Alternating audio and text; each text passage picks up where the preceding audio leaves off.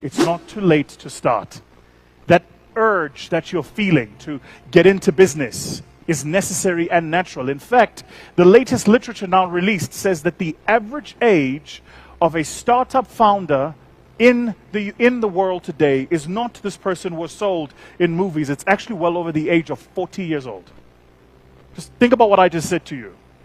Because the narrative we see every day is, businesses started predominantly by these young people in their 20s. And that is true. But the average age is above 40. That should liberate those of us in the room who are older. I'm quarter to 40 myself. So, I'm 39. I turned 40 years old in 3 months' time. But I know I'm Zulu and good looking, so I look like 22.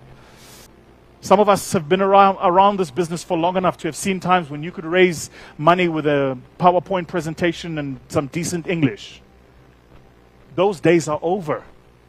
Investors today are asking for more. And the question becomes, if the investors are asking for more, how do we show up and how do we deliver more? So I want to challenge everybody in this room to dream bigger and to aim for more. When you see successful business people, the likes of which you saw here earlier, across the many panels that they were in, and you observe them from a distance, and you say, oh, he runs a beverage business, or he runs a nightclub, or she's in media, or she's a journalist. Oh, that's easy, I can do that. What you're doing is you're committing the sin of the Pink Panther problem. You hear the tune, and you understand the tonality, and you begin to think, because it looks easy from the outside, it must be easy when you do it. So let's imagine all of us here in this room wanted to perform the article of Pink Panther. What would that look like? Well, first, it wouldn't be possible for you to do it alone, unless you were maybe playing the main tune and you were using a saxophone. But if you really wanted to play the whole article, you would need an orchestra. An orchestra? An orchestra. Have a look.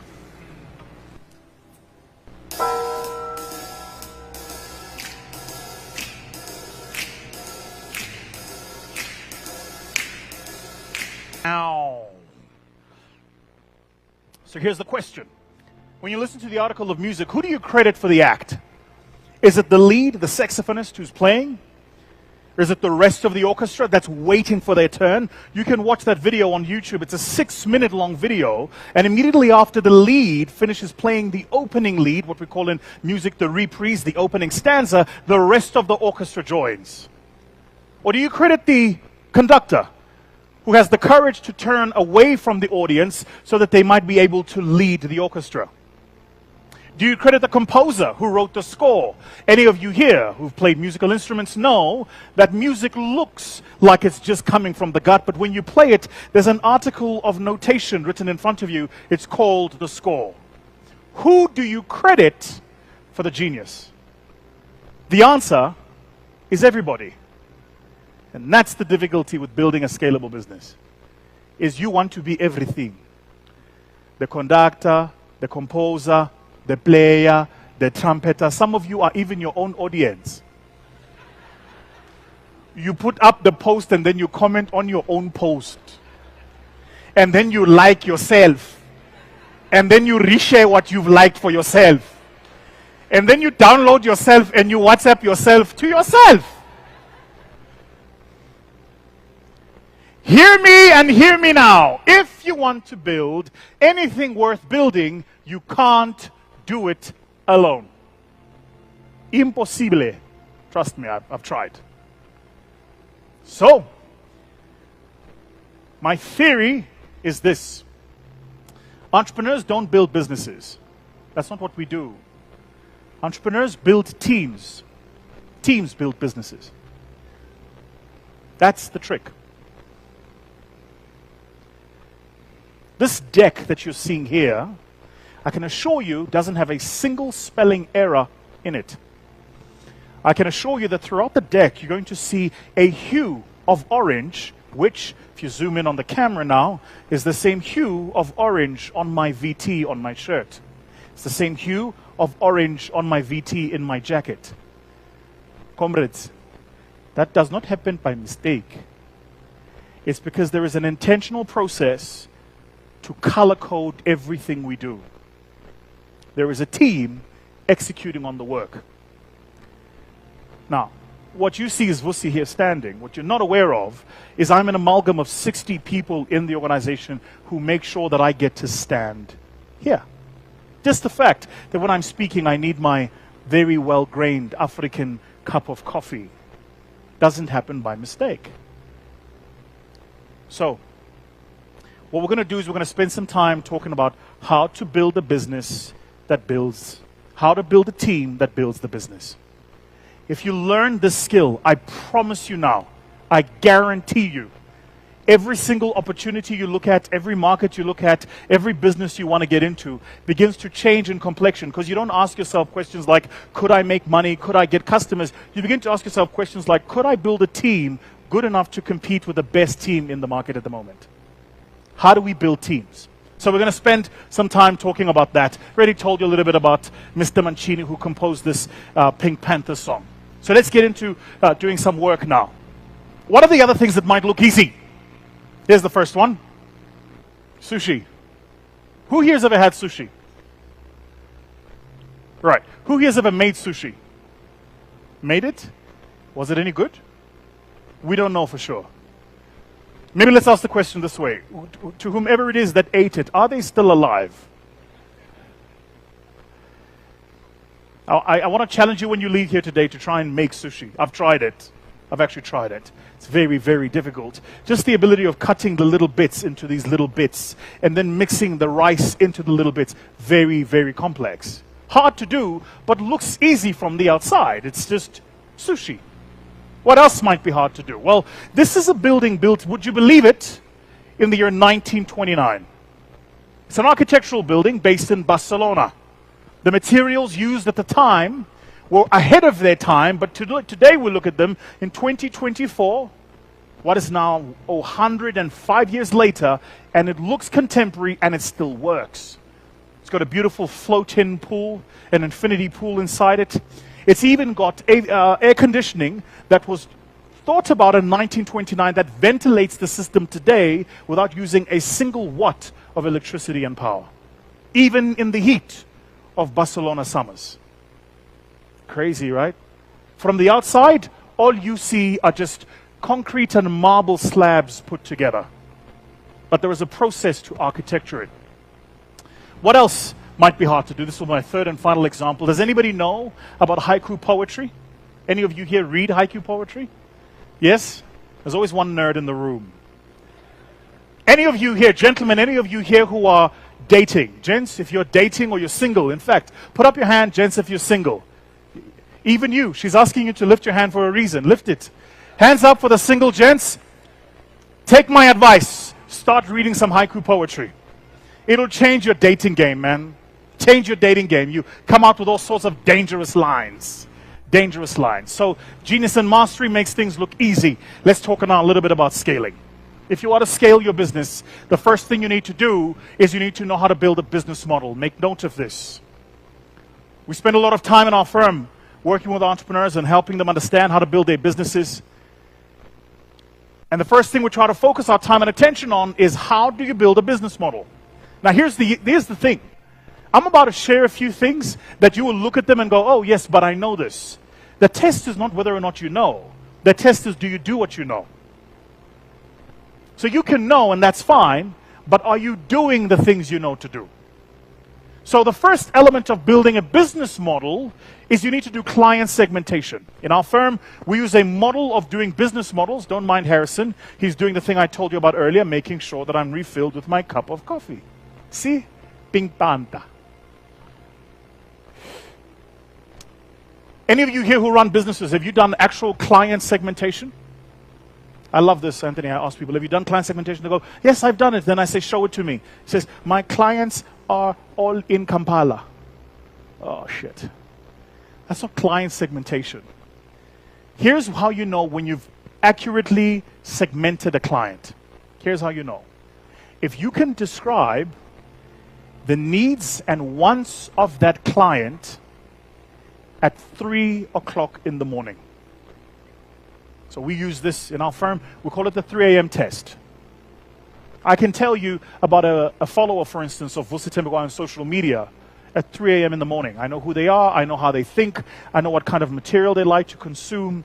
I know even where they like to consume that material because we've done adequate segmenting of our clients. So spend time doing client segmentation. Some questions that you can ask yourself. Where are they? Second question you should ask yourself. What single pain do they have? Third question. How much are they willing to pay to alleviate that pain? These are simple questions, but when you begin to answer them, you begin to understand what are the segmentations of your client. So that's the first thing. Second is for that client, what's going to be the value proposition? So I know who you are. What am I going to offer you for value? And how am I going to offer it to you for value?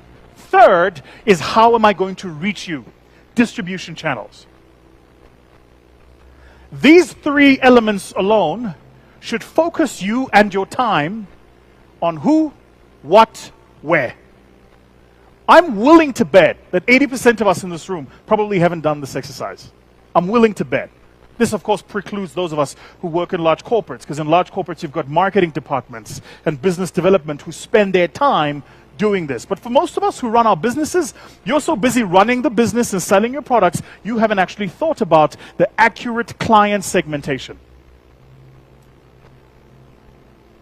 I just had a meeting today with a young lady who operates here in Uganda. She'd reached out to my team. And so what I like to do when I travel into countries, I like to spend some time talking to entrepreneurs operating in that space, because I can read the McKinsey reports that tell me about your country, but when I talk to somebody and look into the white of their eyes, I actually begin to understand what's happening in the environment. She's in a waste management business. I can't tell you more, obviously, for disclosure reasons, but she's in a waste management business, and she was telling me about her business and how long she's been running her business and who her client segmentation is. And then I said to her, so when you say you sell to procurement, who in procurement do you sell to? Do you sell to the head of procurement? Do you sell to the procurement department? Or do you sell to the person who's assisting the head of procurement? Who do you sell to? When you go and meet your clients, who do you talk to? Is it the decision maker or the division head? I'll give you another example. Think about it this way. If I run this entire establishment and all of you here have waters that you are drinking, there is somebody who works in this establishment whose job it is to buy that water. That's how it landed on your table. So, if I were to want to sell my water to Serena Hotels, do I go and talk to the person in procurement who buys the water, or do I go and talk to James, who's the general manager? Who makes the decision? Now, what a lot of us do is you immediately go to Anthony because he runs the bank. You go to James because he runs the hotel, not knowing that the person who runs the institution probably doesn't make buying decisions. Doing accurate client segmentation must be so specific that you know exactly who makes the buying decisions. I'll give you guys another example. I'm cognizant of our time. Check this out. I'm a dad. I'm a father of 3 unbelievable kids that I know about. No, you must always qualify. We don't know also.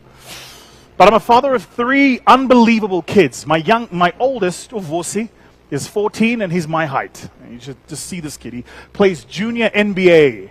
He is incredibly athletic. I must tell you, unbelievably athletic. So what I do now is I play ball with him and we shoot some ball and hoops in front of the house. And at the beginning of the year, I could keep up with him. We'd play a little bit of ball. We'd play like 30 minutes. He's become so fit that his six-pack has a six-pack. So now we trying to play ball, and I'm realizing this boy is he's not just fit, but he's running circles around me. Now here was the thing. When he was younger, he could run circles. If you try to run circles around me, I use the size of my body and I dominate him. Just do this and he can't get around me. Now he's my height. He's got a wingspan, my wingspan. That changes the dynamics of the game. So here's what I do now. When we start playing a game, I used to first play defense. Now I'll play attack and he goes on defense. Boom, boom, boom. I get 1, 2, 3 hoops in. Once I'm done, I go, I pulled my hamstring. Hamstring injury, game over, I win. My youngest, Ngobi, is 7. I just turned 7. And I'm told by my kids that I'm the most biased to him. I don't agree, but what do I know? Now, between my youngest, Ngobi, and my daughter, Amashe, who, don't tell her I told you this, can get anything she wants out of dad. This is a true story. She just goes, Dad, and I go, yes, yes, whatever you want, yes. Dad will buy you a yacht. Absolutely, no problem. So my youngest, Ngobi, loves fast food. It's a real problem. And it's my fault because when he was younger, he would ask for fast food all the time, and I just let him have it. So when we're on the drive home, we go past various fast food joints. We go past the Burger King, go past the KFC, go past the McDonald's. There is a plethora of brands. Which one does he choose? He constantly chooses the McDonald's. Why? Because they have a kiddies meal which has a toy. Think about what I just said to you. McDonald's understood that the access to my wallet was through my son. So they didn't market their products to me. They didn't even market a burger to me. They marketed a toy to my 7-year-old. Client segmentation. You get it. If you don't get it, care about it. Forget about it. Then the next element you want to know is how do you do customer relationships? Customer relationships. Entrepreneurs in the room, can I get a sense in the room? How many of you here have a CRM system that you're running in your business? Big problem. By the way, WhatsApp is not a CRM system. An actual CRM system. When you leave here, go to Zoho.com. I constantly recommend Zoho. The head of Zoho in Africa is a friend of mine. They do a 30-day trial where you can trial their CRM system to actually use it. You have to make sure every single client, customer, purchase, and contact detail is not just sitting on your phone. It's got to sit on a system. All of these help you with the customer and how to make money from them. But a business model is not a revenue model. So what makes a business model is not just where the money comes from, but also where the money goes. So what are the items of expenditures you should think about? First, each of these customers, from a value proposition perspective, must make you actual money, revenue streams. But for every single revenue stream, there's a client-facing process. And for every single client-facing process, there is a cost associated with that. Novice entrepreneurs spend all of their time talking about where the revenue is going to come from. They spend very little time talking about how they're going to deliver that revenue, and almost no time talking about what is the cost to deliver that revenue. This is true even for content creators because your time is worth something. Your time is worth something. If you just get these steps right, and you actually take the time and you go through them intentionally, you can build a business model. You can build a business model. When we're done, I'm going to give you guys a QR code that if you scan it, will take you to a questionnaire that you can run through all of these 7 parameters. It's 49 questions, 7 questions per section, and it's all of these 7 parameters, and at the end of it, it'll deliver for you your own business model. Then you actually do the work. So that's why I said, didn't come to impress, came to teach.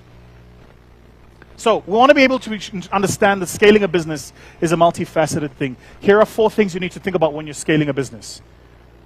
First, whose job is it to ensure that the quality of focus is in the place, that the processes deliver that quality of focus, and that's internal. And external is whose job is it to ensure you build your team as well as you expand your markets. Let's get into that a little bit. We did some work in the firm to understand how many clients have actually scaled their business. And not just how many have scaled their business, but in addition to this, where do clients get stuck? And I'll show you very quickly.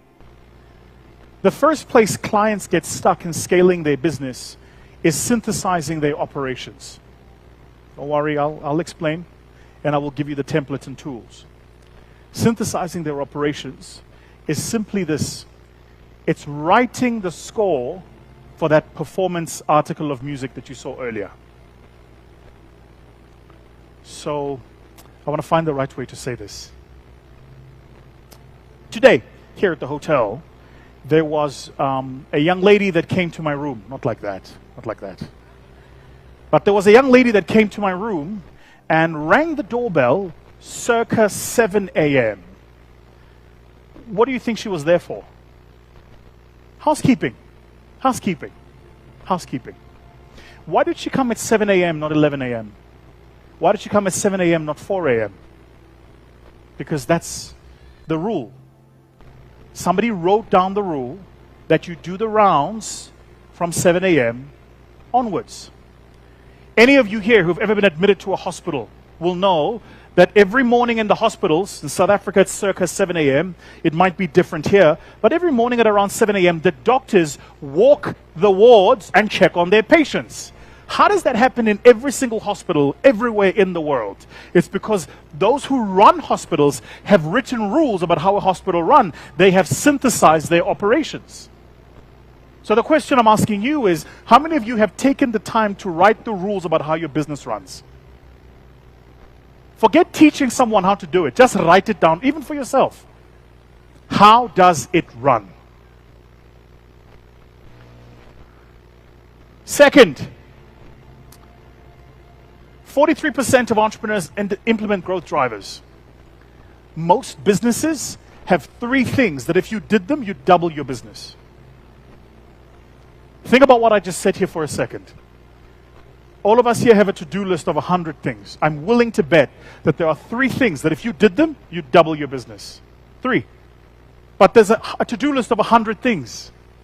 So why do you have a to-do list of 100 things when 3 things are the real growth drivers? It's because not everything that is a to-do list is going to drive growth. So your job when you're building and scaling a business is to figure out what are the things that are going to drive growth. In fact, I am a master at this. I am a master at this. I have mastered not doing work. Work is not my job. Growth is my job. Work is what I pay people to do.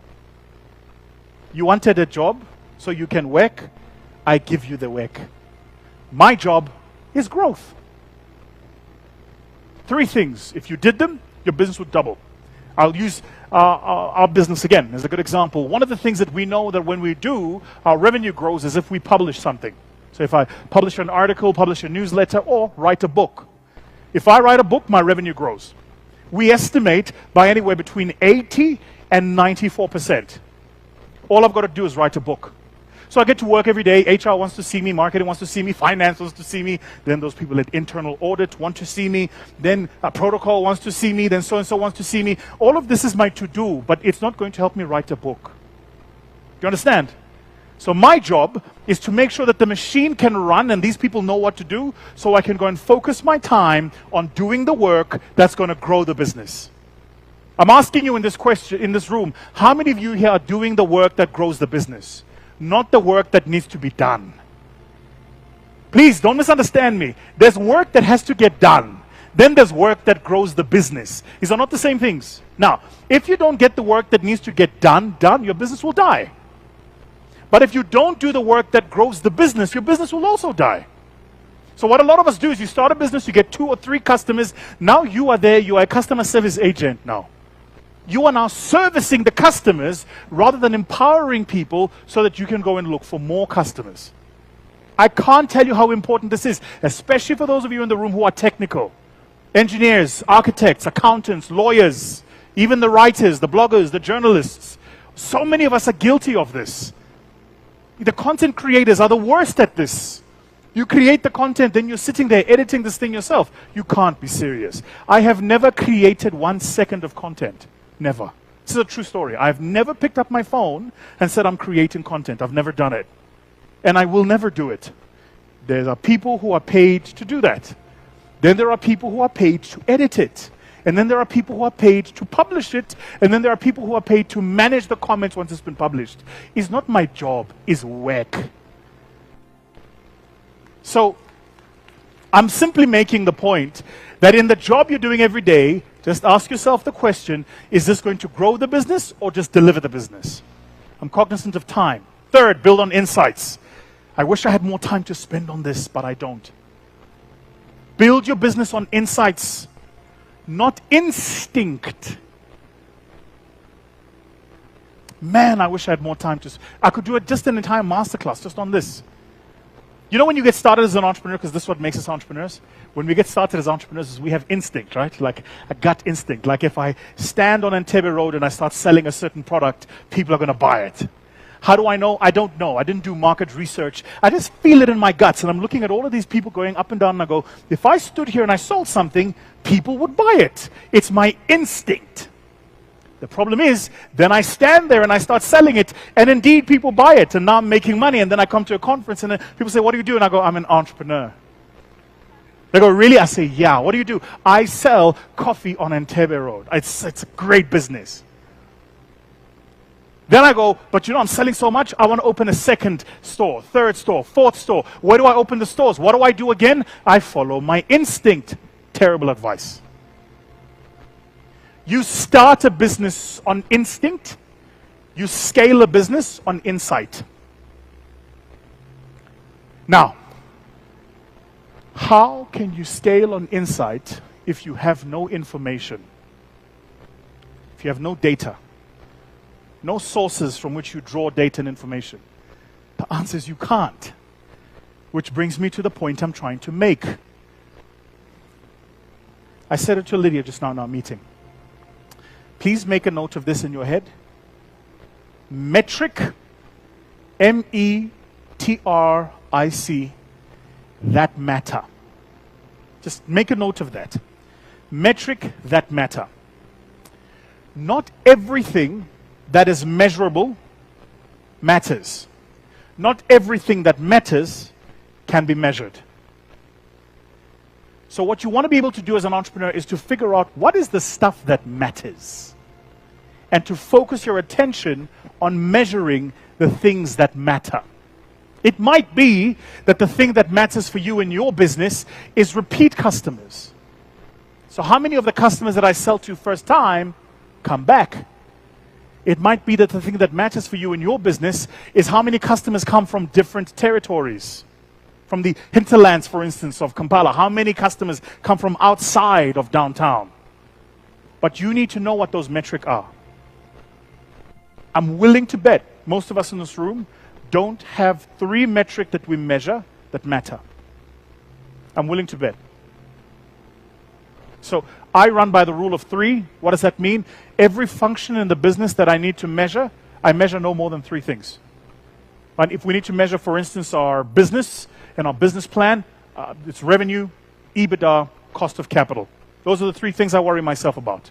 But if I need to measure our YouTube channel, which is now on 940,000 subscribers, we'll hit a million subscribers before the end of the year. What are the things that I measure my YouTube team on? So people think I measure my YouTube team on the number of subscriber growth. I actually don't. I measure my YouTube team on the number of minutes people watch our shorts. Listen to what I just said. Number of minutes people watch our shorts. Not number of minutes people watch our videos. The content creators know what I'm talking about. Because we've learned that what drives subscribers is the number of minutes people watch on shorts. It's that video when you're on YouTube and you watch 30 seconds and you swipe up. It's that TikTok version, right? That's the stuff we do. You want to know why? Because I know the more minutes people watch on shorts, the more subscribers I get. The more subscribers I get, the more minutes they view. The more minutes I view, the more money I make. So I'm not measuring the money coming from my YouTube. I'm measuring the number of minutes people watch my shorts. I'm measuring the input, not the outcome. 3 simple metric. I'm challenging you to go into your business and to find the 3 simple metric that if you did them, these are the things that your business would grow. And then lastly, you have to align incentives. This is so key. Again, not enough time to get into it, but it's so key. Some of us come here, we change plans, and then we don't align incentives with our people. Your people don't behave by what you tell them. They behave by what you incentivize. How am I doing? Okay? All right. Let me go down on this a little bit. My kids are on school holiday now, right? They started school holiday. My oldest started school holiday, I want to say June? No, Tuesday this week. My youngest went on school holiday yesterday. My daughter today. They're on school holiday. What is the problem with having children on school holidays? What do you imagine? Yeah? They are loitering. They are everywhere. Don't tell them I said this, but they are a nuisance. And every 5 minutes is, Daddy, can I please have, Daddy, can I please, just go away. So, when I was growing up, my mother used to give me these things. You might have heard of them. To the young people in the room, they are called chores. Chores are tasks that you perform without incentive. Is your job. We had chores when I was growing up. My mother was the queen of chores. My mother wrote a PhD thesis on how to do chores. My mother was so good at chores that she would give you a chore that would inspire you for the year. To never ever want to get on my mother's bad side.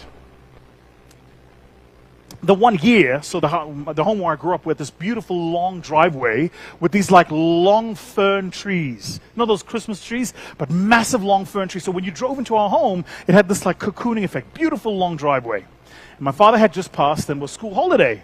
And my mother decided we needed chores. So what does my mother do? She goes to the local quarry and she buys these small limestones. And she says, between my brother and I, that we have the role and responsibility of filling the driveway with these limestones. Now, what might you imagine is the problem, comrades? Well, when the truck arrived to deliver these stones, it delivered them in a mound, one big mound. And my mother doesn't believe in automation, which means we manually had to move the stones from the mound into a wheelbarrow, wheel them up the driveway, drop them off, and then level them. I challenge you to try this. First, it's a stone. So you take a shovel, and you take the shovel, and you jab it into the mound. It's not sand. The shovel's not going in. It's going to stop. Then you've got to, so you get a little bit and drop it. And that's just to fill up the wheelbarrow. Then you've got to walk these arduous meters to get to the other end. Because if you're intelligent, you don't want to drop the stones at the beginning, because then you have to go over the stones to get to the end. My mother had us do this. Anthony, I think I was like 15. It took us 2 weeks. I say us, my younger brother and I. And the little bastard didn't do any work. You know the youngest ones are always shit. He didn't do any work. He just sat there doing commentary. You're doing it wrong. Footsack. And then he would go into the house and cry about, I don't know, breaking a nail. And then he gets to get the rest of the day off. That's why he's like 4 complexions lighter than me. You see? Yes. So I don't like light people. Where are the light people? All of you are bastards, you light people. We don't want you here. Anyway, so my brother and I do this for 2 weeks. 2 weeks. At the end of 2 weeks, my mother comes to us and feels a new sense of inspiration. And she says, I don't like these limestones. I'm going to buy some cement and crete so that we can lay off. I'm like, why didn't you tell me this 2 weeks ago? So my kids are on holiday, and I'm thinking, how do I give my kids their limestone? It's such a beautiful thing about being a parent. How do I punish these little bastards? How do I show them I love them with some pain? So we develop a system of chores. My oldest knows he's got to water the garden. He's got to tend to the outside. We've got a beautiful monster bully in the house, big dog. She's about this big. Her name is Allegro. You know you've made it as a black person when you give dogs human names. And so we've got a beautiful monster bully called Allegro. And his job is to make sure that he cleans after Allegro's poop, that he cleans the pool, that the pool is sparkling and clean. His job is the outside. My daughter, she's got her set of chores. My youngest, his chore is to be a chore to his brother and sisters. But how do I get them to do this? Not by putting down what the instruction is, but by creating a system of incentives so that when they do the thing, there's an incentive. In our home, we run a point-based system, and 100 points convert to a certain amount of money, and they get that amount of money in credits on their bank account, and when they withdraw that money from the bank account, I charge a 20% tax. This is true. I'm not even lying. That's actually how it works. I'm not even lying. So my kids have an incentive system. My daughter knows, or my son knows, that if she washes the dishes and my son dries, these are different credits. The person who washes the dishes gets 35 credits. The person who dries them only gets 25 credits. Why? Because drying is easier than washing. They're well aware of this. They're also aware that if they wash their own school socks, they get 40 credits. If the maid washes it, they lose 20 credits. So we'll ask the helper in the house, who washed the socks, you or the kids? My son knows that if he goes to school with shoes that are not polished, he loses 20 points. And the number of points converts to credits, credits converts to money. When they withdraw from their bank account, I take a 20% tax. So I don't get my kids to do the right thing by telling them. I get them to do the right thing by creating a system of incentives that drives the behavior. Are we following each other? Yes? Right. Hands up in the room if you have a system of incentives for the people that work for you. Do you see what the problem might be? So maybe one of the things you want to do when you leave here is to ask yourself, who's in my team and how do I incentivize them? Now, the reason it says align incentives is because you also have to make sure the incentive drives the business goal that you want. That the incentive drives the business goal that you want. So let's talk about some tools that you can use in your companies when you leave here. What do you need to do? First, any of you here who've done the business model canvas? Hands up in the room? Right. So the first thing you're going to do, those of you who've not, is you're going to go and do a canvas for your business. What does a canvas look like? It looks something like this. It forces you to ask yourself the question, right? And you'll notice some of the work we would have done earlier. Who are the key partnerships you need for your business? What are the key activities you need to perform? And what resources do you need to perform those activities? If you do that properly, that's a day's worth of work, I assure you, if you do it properly. Another thing I like to advise people to do, never take a model and complete it in a day. You need to take a model and do half of it, then go to bed. You ever notice how when you go to bed and you're lying and you're staring at the ceiling, things tend to crystallize? Sometimes it happens to me when I'm in the shower alone, where like things just come to me and they crystallize. You missed the alone part. But what I encourage people to do is to always do a third or half of something, leave it overnight, let it simmer, and then come back to it. I think you guys here have nyama choma. I know in Kenya they have this. In South Africa we call it the braai. But you know that the meat that is cooked or barbecued over fire always tastes better the next day.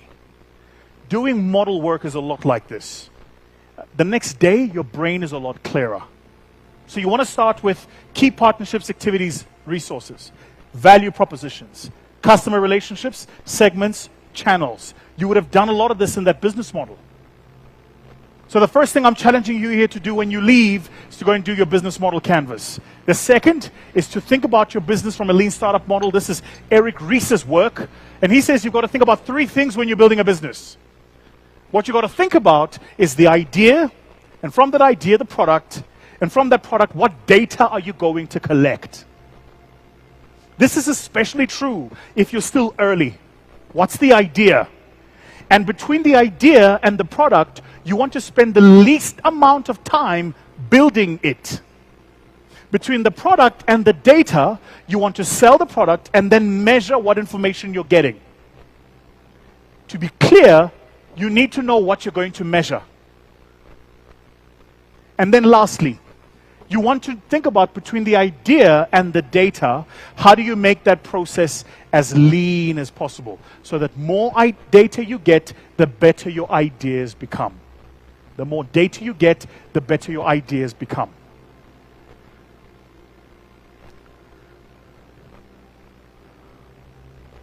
Let's just get a sense in the room. How many of us are still paying attention? How many of us here are still getting value? How many of us are not going to put up their hands no matter what I say? I could see it. I could see it. Yeah, it's because you're a racist, you. Yeah. And then, let's talk a bit about scale now. Any economists in the room? Where are the economists in the room?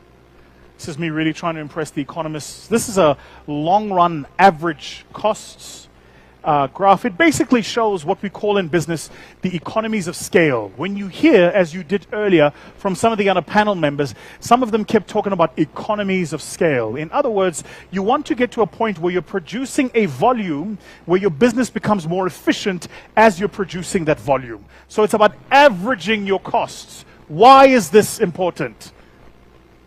Creatives in the room, let's come back together. Take the right hand. Creatives, over our chest, repeat after me. I swear I will not panic. Okay, great. Creatives in the room, I prepared something to make a point. It's a series of graphs. I'm going to really simplify them. Here's what I prepared. I looked at, Anthony, you're going to love this. I looked at all of the data of mergers and acquisitions over a period of 30 years. My thesis was I wanted to prove that even big companies want to get bigger. So don't be a small business. If you didn't hear that, I'm going to say it again. Do not be a small business. Avoid it as much as you can. Did you guys have lockdown during COVID? Did you have lockdown? Right. I beg your pardon? The longest. No, I'm not going to comment here. I'm quiet. I don't want to get involved. Now, for the entrepreneurs in the room, how many of you here were asked by the government how long you wanted COVID to be? Hands up. Or how long you wanted lockdown to be? Hands up. How many of you here were asked if you want lockdown? Hands up. How many of you here were told before lockdown that there was going to be a lockdown? Hands up. I promise you don't work in small businesses, right? My point is made. Here's why you should never run a small business. When you run a small business, nobody consults you. Think about what I just said. No one consults. In South Africa, here's what happens. The government will go and meet with the labor unions. Then they'll go and meet with the financial sector, the banks, the insurance companies. Then they'll go and meet with the other politicians. They'll even go and meet with the civic organizations, the non-profit organizations, the public benefit organizations, but they will never call a meeting with entrepreneurs. Why? Because you are so small that your individual voice doesn't matter. So, I don't know about you, I like my voice to matter, which means my number one drive in building a business is to get bigger. Get bigger. What do you do when you leave here? Do not stay small. I wish somebody told me then what I'm telling you now. I would have approached my business the way I'm approaching it now. Now my approach in my business is get as big as possible, as quick as possible. And if I can't scale it, I don't do it. So it's not just getting into business and doing well, but it's also scaling it. It's also scaling it. Harrison, I'm sure you're going to fix that issue on the screen. I'm not sure what's going on there. So it's not just getting into business and doing well, but it's also scaling it. And scaling it is important. Now, what might scale look like? For some of us in this room, scaling your business means getting more customers. In my business, it's not just getting more customers, it's also opening businesses in more countries. So today, we've been running a whole process of looking at new markets. We've opened up in 4 new markets. And one of the things we thought about is how do we scale our business? So do I go and open a corporate office? Or do I create a product as a business and then license that business? Or do I create a license as a product and then franchise that business? These are different business models, but all of them allow me to scale. What is the biggest restaurant chain in the world? Does anybody here know? Say again? No, it's not McDonald's, it's Subway. Did you know that? Franchise. What is the one soda product that no matter where in the world you are, you'll find it on the shelves? Coca-Cola. I just had, on the way here, it's a true story, listen to this, how luck works. I'm sat at the lounge, and a guy comes to me and says, I know you. You're that guy on YouTube. I said, no, that's my good-looking twin brother. He introduces himself. It turns out he's from Nigeria. He lives in Pennsylvania in the US, and he works for Coca-Cola.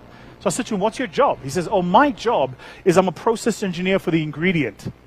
Now, for those of you who don't know, Coca-Cola is probably one of the most security-conscious businesses in the world, right? But his job is he's one of the process engineers for the ingredient. When you buy a Coke, those in the soda business will know this, Coca-Cola will sell into the country a concentrated ingredient. Bottlers in that country will mix the concentrated ingredient with water and a couple of other additives, and then you get the Coca-Cola product. Yes? How many Coca-Cola ingredients manufacturers in all of Africa? 55 countries, 1.4 billion people. How many do you think do they have manufacturing? How many factories do you think they have making this concentrate in all of Africa? 2. They're in all 55 countries. You know, there are countries in the world where you can't get airtime, but you can get Coke. 2. One in Swaziland and the other one in Egypt. From the bottom and from the top, they supplied the whole continent. And he says, yeah, that's cool. I mean, that's Coke. He says, but you know what most people don't know? He says, the genius of Coke is not that we own Coke. It's that we own everything people don't know is Coke. It's like, what do you mean? He says, we'll come into a market and we'll watch like how you guys consume product. So for instance, if you, and he was saying, it's like here in Africa, guys like ginger beer.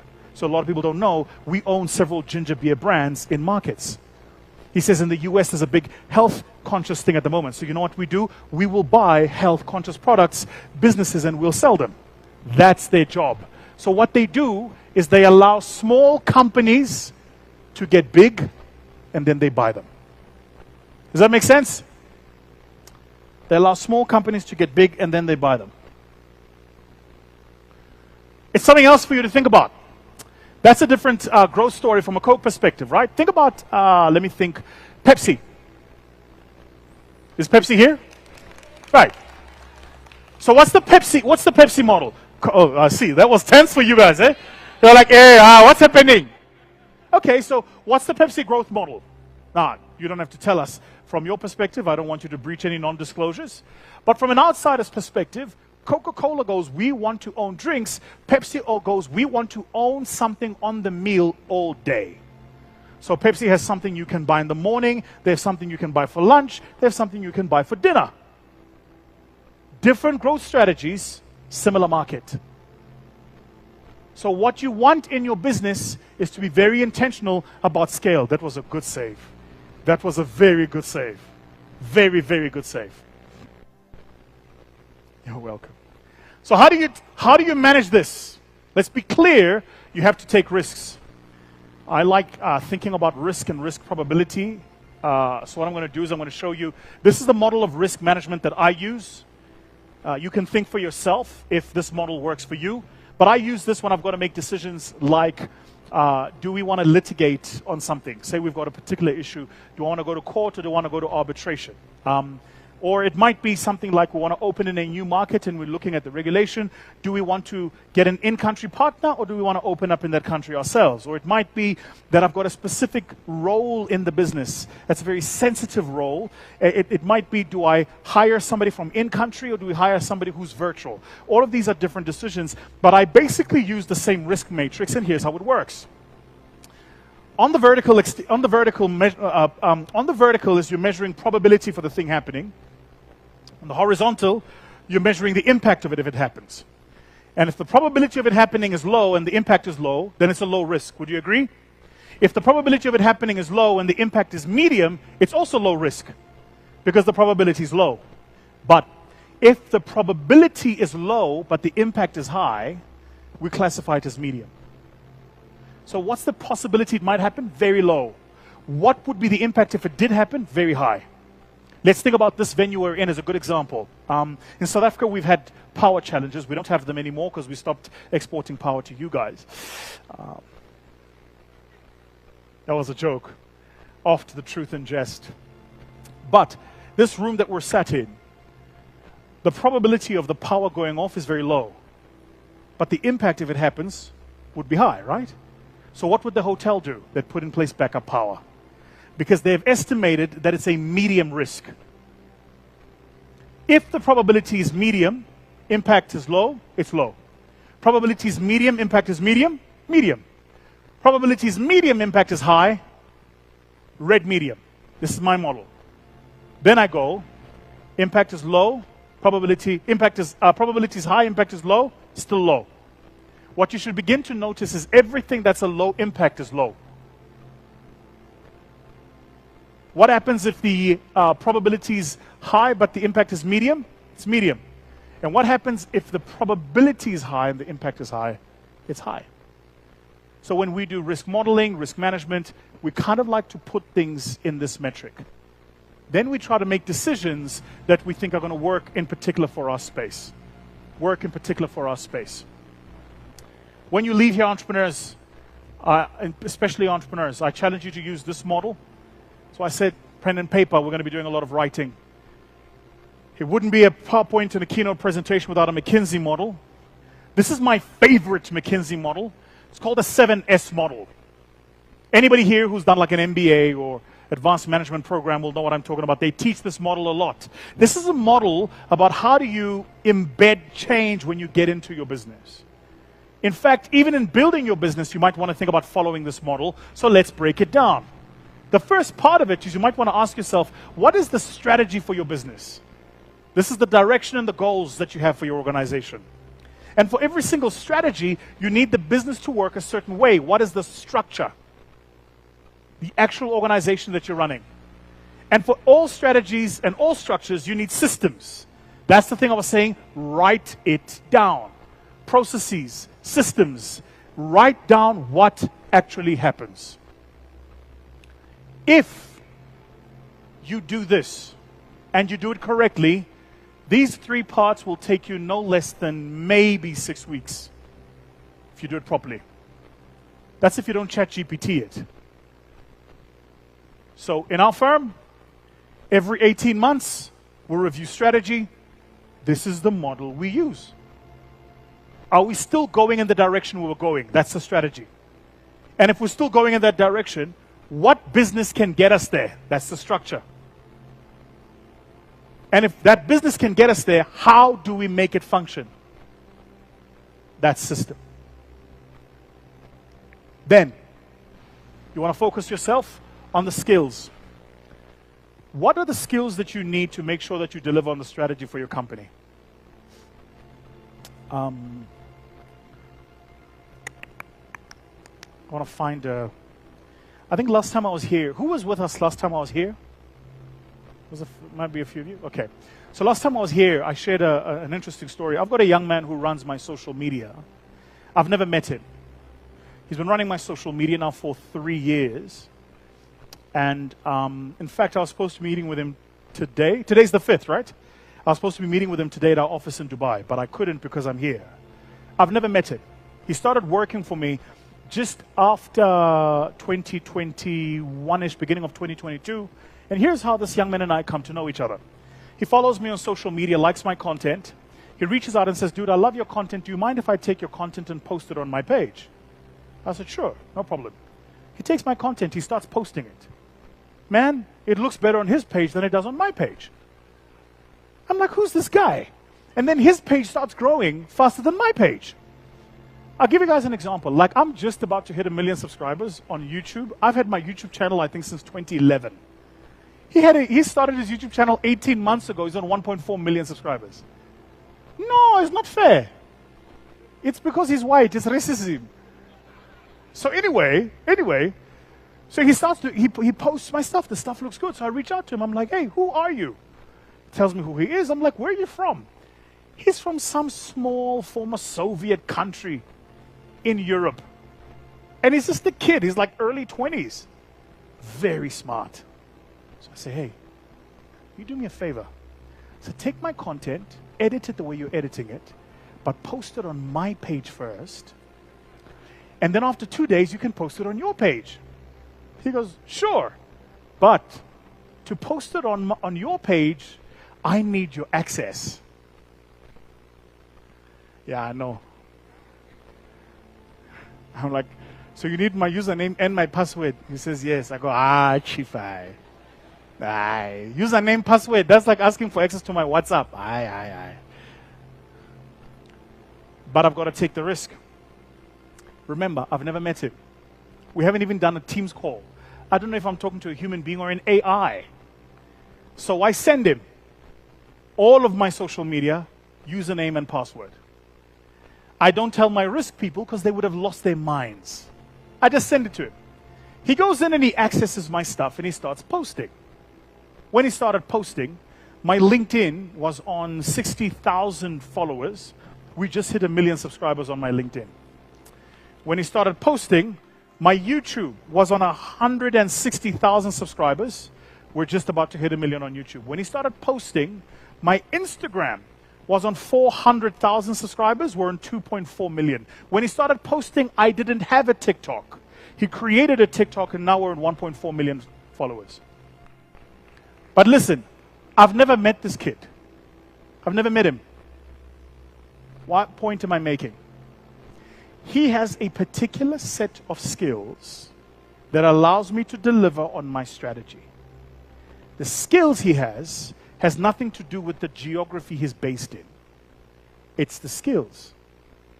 So what a lot of us do is we will have the strategy, but you can't find the skills. Strategy without skills is wishful thinking. Skills without strategy is directionless.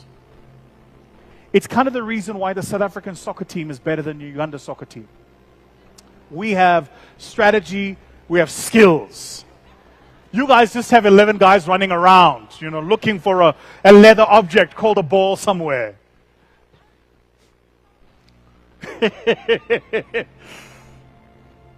As a leader, ask yourself, what style do you want to use in leading your people? How do you create shared value? And then, of course, where you're going to get stuff. Take the model down. I will leave the model with the good people who've invited me here at PSFU. And for any of you here who want a copy, I will leave it for yourselves, and you will find a way to disseminate it to the people who have attended. So what you want to make sure of is that you're following those 7 S's.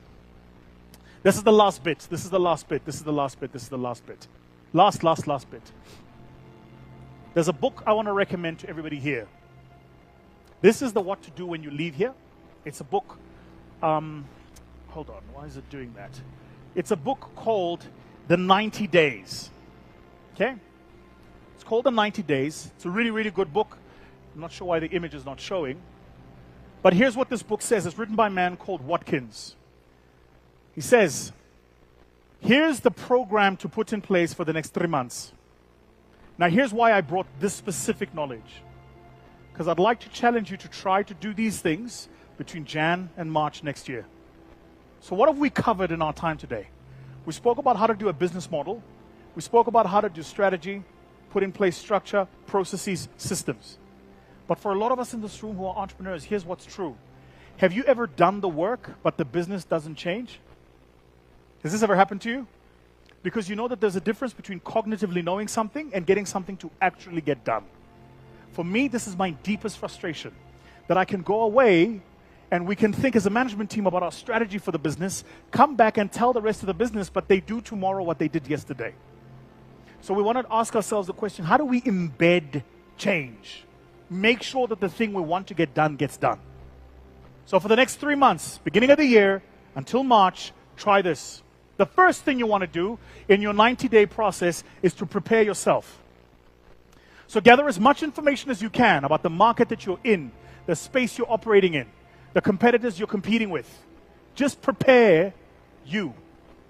The second thing you want to do is you want to accelerate as much of your learning as possible. What does that mean? All this information that you've got, try and optimize that information and understand it as quickly as possible. Notice you haven't started doing any work in the company, you're still doing work on you. The third thing you want to do is you want to start to match your strategy to your situation. And you can do that because you just spend time analyzing your market. So now you can go, the strategy that I developed, does it actually match the situation I'm in? I have a strategy to export product out of Uganda. Okay, great. Does it match the environment you're in? Can you get export? I have a strategy to import product. Okay, great. Can you secure Forex? So now you want to start to match the situation. And then the most important part. A lot of people get this wrong. You come up with a strategy, you go to your team, you tell your team. Your team's like, this is great. We're excited, let's do it. And then you miss this part, and here's the part. You have to create a culture of early wins. What's that mean? Don't wait for the big win. Take the small wins and celebrate them.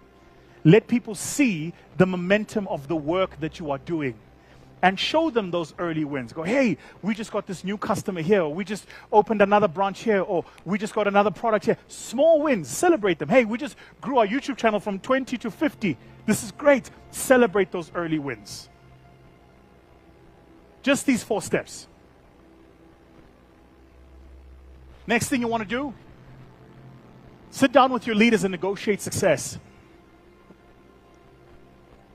Very hard to do, but very necessary. Negotiate success. What does negotiating success mean? I sit down with my leaders in the company and we negotiate what success looks like. So what does success look like for you? What does success look like for me? How do we make sure that we get success to work for both of us? For those of you here in mature businesses, very important. Notice this thing comes up again. Align incentives. You have to achieve alignment. Then you build your team. How do you build your team? Make sure you evaluate correctly, align correctly, understand people's strengths and weaknesses. I love saying to especially entrepreneurs, never fire someone for a job you didn't hire them. Never fire somebody for a job you didn't hire them to do. Entrepreneurs are very guilty of this. So here's what entrepreneurs do. Entrepreneurs know what I'm talking about. Here's what we're guilty of. We do this. So I start a company and I'm a one-man show. And then I need an assistant or somebody to help me. So I hire my assistant. What is her job? To help me. But because she's my assistant, I also make her sit at reception. But I hired her to be what? My assistant, not to be the receptionist. Which means, if I hired her to be an assistant and she's a lousy receptionist, I shouldn't fire her. Don't fire people for a job you didn't hire them to do. Now, what a lot of us do, especially those of you here who run smaller companies, is you have a lot of people who are dabblers. They do a lot. You have an accounting team, which is one person. And they do receivables, payables, non-payables, no money in the bank account. Then they do a little bit of legal. They do your VAT returns, your PAYE, your corporate income tax. And they're your bookkeeper and your management accountant. But you only hired them to do receivables. Then they submit a tax return incorrectly and you want to fire them. That's not what you hired them to do. You hired them to do receivables, not to do taxes. Don't fire people for a job you didn't hire them to do. This is why aligning is so important and building your team is so important. Then, second last, create alliances. Create alliances. I know this is being streamed live and some of my team members are watching this, so I'm very worried about what I'm about to say. But let me not use myself as an example. I'll try another example. The greatest football manager of all time is a guy called Sir Alex Ferguson. He used to support this terrible team called Man United. It's not his fault. He managed this team called Man. I mean, if he was a smart man, he would have managed Arsenal. But you can't win everything in life. No, I don't care. Go argue with your ancestors. I don't care. Arsenal is the best team in the world. There we go. Look at them. It's true. Yeah. We don't care. We don't care. So anyway, Liverpool. I said team. I didn't say a bunch of Neanderthals running around. I said team. You will never walk alone. You are walking alone now. I joke. So you know what Alex Ferguson says in his book about leadership? He says, every single player in his team thought that they had a special relationship with him that no other player had. What does that mean? It means he would spend time with each player individual and say, you know, you're my chosen one. You're the special one. You're the one. Then when they leave, he goes, forget that one. You know, you are my chosen one. Because when you give people something to aspire for, they will meet it. If you say to somebody, you're amazing, you're incredible, and I believe in you, they will be amazing and incredible and believe in you. And that's how you create alliances. Everybody in your business must be aligned to you and to your strategy. And then the last thing is to just do this over the first 90 days. If you just do this over the first 90 days, guys, you're going to win.